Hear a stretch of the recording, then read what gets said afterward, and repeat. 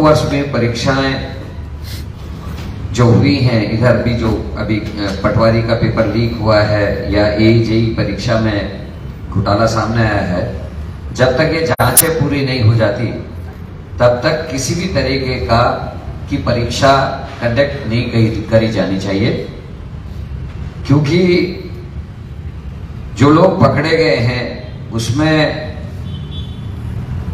आयोग के अति गोपनीय विभाग के दो अनुभाग अधिकारी, संजीव चतुर्वेदी और संजीव कुमार, दोनों संजीव हैं। इन घटनाओं में संलिप्तता पाई गई है, उनको संलिप्त पाया गया है। और जो तीसरी अनुभाग अधिकारी अभी बची है, तो जब 3 में से 2 अधिकारी अति गोपनीय विभाग के पकड़े गए हैं, तो ये कैसे माना जा सकता है कि जो मेंस की परीक्षाएं होनी है, जो पेपर सेट इन लोगों के सामने हुए हैं, वो पेपर्स इनके पास ना हो या उनकी लीक होने की संभावना ना हो, ये हो ही नहीं सकता। और सरकार जो 20 दिन, 15 दिन, फिर 20 दिन ऐसे करके समय अवधि बढ़ा रही है और ये कह रही कि हम 20 दिन बाद एग्जाम लेंगे, ये सरकार की हठधर्मिता है। और मुझे लगता है क्योंकि जितने भी घोटाले हो रहे हैं उसमें अनुभाग अधिकारी संजीव चतुर्वेदी और संजीव कुमार के अतिरिक्त भाजपा के वरिष्ठ पदाधिकारी पकड़े जा रहे हैं। पहले हाकम सिंह, वो भी भारतीय जनता पार्टी के जिला पंचायत सदस्य थे। उसके बाद इनके मंडल अध्यक्ष संजय धारीवाल, और अब ज्वालापुर के पूर्व महामंत्री नितिन चौहान जी का नाम सामने आया है। और सरकार की भूमिका इसलिए मुझे संदिग्ध लग रही है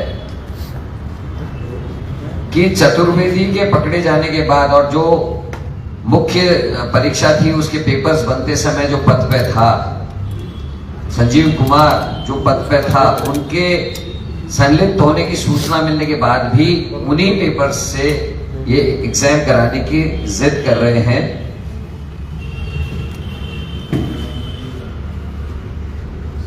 तथा जिस तरीके से लगातार अपराधियों को बेल मिल रही है, अब तो हाकम सिंह जी को भी बेल मिल गई है, उससे हमारा शक पुख्ता होता है। जो मैंने आपसे पहले भी प्रेस वार्ता में कहा था कि जो भी एजेंसी जांच कर रही है, हमने CBI की जांच कहा था और हाईकोर्ट के सिटिंग जज की देखरेख में जांच की बात मैंने कही थी, और आज वो सही साबित हो रहा है। क्योंकि जांच एजेंसी ने जिस तरीके से केस को बनाया है, उसकी कमजोर नस को पकड़ते हुए ही हाकम सिंह जैसे अपराधी को और जो मुख्य इसमें अपराधी थे उन लोगों को जमानतें प्राप्त हुई हैं।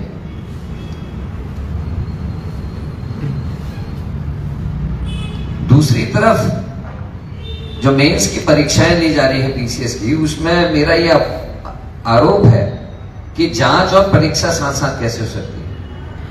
अगर परीक्षा कंडक्ट होने के बाद अगर ये पाया जाता है कि जो मेंस का पेपर था वो भी पहले से लोगों के पास था या उसकी भी चोरी हुई है, तो फिर से एग्जाम होने की बात आई। तो क्यों नहीं सरकार इस एग्जाम को रोककर जांच पूरी होने तक इंतजार करे और जांच में जो भी पाया जाए उसके बाद एग्जाम की डेट घोषित की जाए और एग्जाम लिए जाए। जांच में पकड़े गए लोग, चतुर्वेदी और अन्य लोग परीक्षाओं में सक्रिय रहे हैं।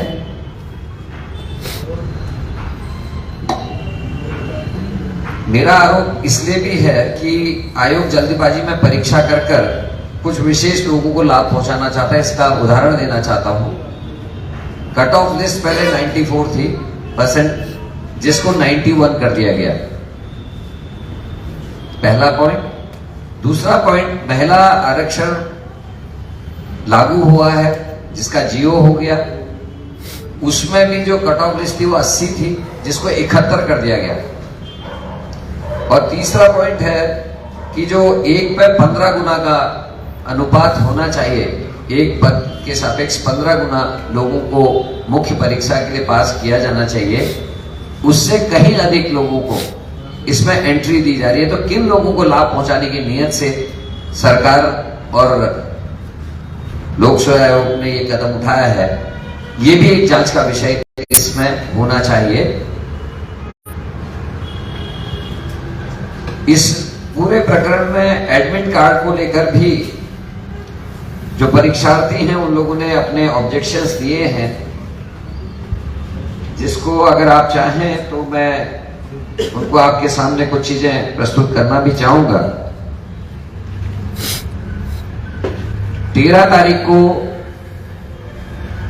एडमिट कार्ड्स बाहर आने चाहिए, मिलने चाहिए, तो 12 तारीख को आ गए। इसकी सूचना इसमें है, आप चाहेंगे तो आदरणीय गरिमा जी आप लोगों को इसको उपलब्ध करा देंगे। उसके अलावा जो सील लगनी चाहिए डॉक्यूमेंट्स पे, जो उस पे उसके पेपर्स भी हमारे पास हैं, जिस पे इस वाले नंबर पे आप देखेंगे तो इसमें सील नहीं है। ये भी हमको उपलब्ध कराए गए हैं, ये भी आपको उपलब्ध करा दी जाएंगे। उसके अतिरिक्त जो सिलेबस सेट किया जाता है, ये भी चतुर्वेदी जी के दस्तखतों से है, जो पकड़े गए हैं मुख्य परीक्षा। अब उसके बाद भी चतुर्वेदी की गिरफ्तारी के बाद भी सरकार हठधर्मिता पे अड़ी हुई है कि नहीं, हम तो पेपर 20 दिन में करा देंगे। और परीक्षा देने वाले नौजवान और नवयुवतियों का ये कहना है कि हमारे अंदर भय व्याप्त हो गया है। SSSC में ऐसे ही हुआ, पटवारी में ऐसे ही हुआ, अन्य चीजों में ऐसे ही हुआ। अगर कल को हम परीक्षा देते हैं तो क्या गारंटी कि हमारे पास होने के बाद हमको जॉब्स मिलेंगी? फिर ये कह दिया जाएगा कि साहब इसमें घोटाला हुआ है। और सरकार उसका लाभ कभी कभी ऐसे भी लेती है कि अपने लोग अगर अंदर नहीं आ पाए इतना सब कुछ करने के बाद, तो भी परीक्षा को निरस्त किया जाता है। ये बच्चों का कहना है, जो अभ्यर्थियों का कहना है। तो जब इतनी शंकाएं इम्तिहान को लेकर है, तो सरकार और आयोग क्यों जबरदस्ती एग्जाम को जल्दीबाजी में कराना चाहता? जांच के लिए रुकते क्यों नहीं है? जांच के लिए रुका जाना चाहिए, और जब जांच पुख्ता हो जाए, पूरी हो जाए और सारी चीजें क्लीन हो जाए, एकदम साफ सुथरा हो जाए, उसके बाद जो है ये परीक्षाएं कराई जानी चाहिए। पूर्व अध्यक्ष जोशी जी ने, डीपी जोशी साहब ने भी सवाल उठाए थे आप लोगों के माध्यम से कि अंदर सीसीटीवी कैमरे क्यों नहीं है, मोबाइल ले जाने की इजाजत नहीं होती, जैमर्स लगे रहते हैं, वहां मोबाइल कैसे गए? इस तरीके के कई आरोप उन्होंने लगाए। और ये भी उन्होंने कहा था कि गोपन में कोई भी बाहर की एजेंसी दखल नहीं दे सकती। उसके बावजूद भी पेपर लीक होते हैं, और विपक्ष की लगातार मांग करने के बावजूद भी कि जो हम कह रहे हैं कि हाईकोर्ट के सिटिंग जज की अध्यक्षता में, उनकी देखरेख में जांच होनी चाहिए और प्रपत्र पूरे जमा होने चाहिए और उन्हीं के द्वारा इशू होने चाहिए, ताकि उन पेपर्स में टेम्परिंग ना हो सके। ये हमारी डिमांड थी, लेकिन उसको सरकार मानने के लिए तैयार नहीं है। हमारे सीएम साहब को सबसे हैंडसम सीएम का जो अवार्ड मिला है, मुझे लगता है कि जिस तरीके से खनन चल रहा है, जिस तरीके से भर्ती घोटाले सामने आ रहे हैं, जिस तरीके से हाकम सिंह जैसे लोगों को जमानतें मिल रही हैं, निश्चित ही वो बहुत हैंडसम है। और हैंडसम अमाउंट में जो है प्रदेश में भ्रष्टाचार चल रहा है।